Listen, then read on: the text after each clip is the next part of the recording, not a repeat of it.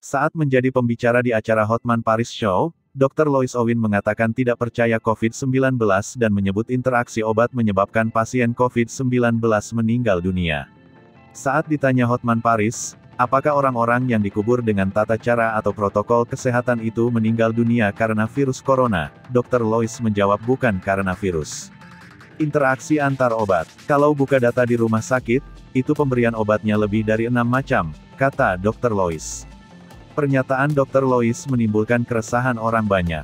Ketua Majelis Kehormatan Etik Kedokteran (MKEK) Ikatan Dokter Indonesia (IDI), Dr. Pukofisa Prawiroharjo mengatakan sudah memanggil Dr. Lois Owin.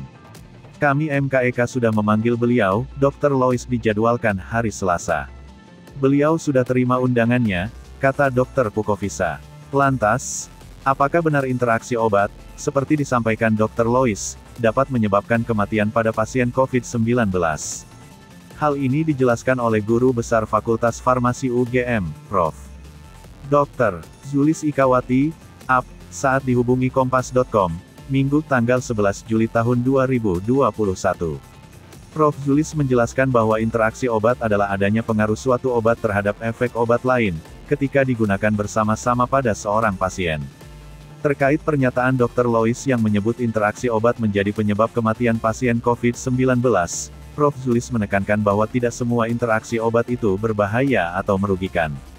Karena sifat interaksi itu bisa bersifat sinergis atau antagonis, bisa meningkatkan, atau mengurangi efek obat lain. Interaksi obat juga ada yang menguntungkan, dan ada yang merugikan. Jadi tidak bisa digeneralisir, dan harus dikaji secara individual, jelas Prof. Zulis.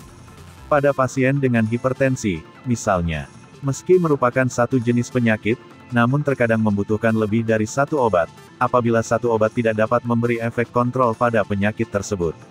Seringkali penderita hipertensi menerima 2 atau 3 jenis obat anti-hipertensi. Kendati demikian, Prof. Zulis mengatakan bahwa ketika tambahan obat yang diberikan semakin banyak, maka masing-masing akan memiliki risiko efek samping obat. Sehingga, hal ini pun akan selalu menjadi pertimbangan dokter dalam meresepkan obat pada pasiennya. Artinya, bahwa dengan semakin banyak obat, maka akan semakin meningkat juga risiko efek sampingnya.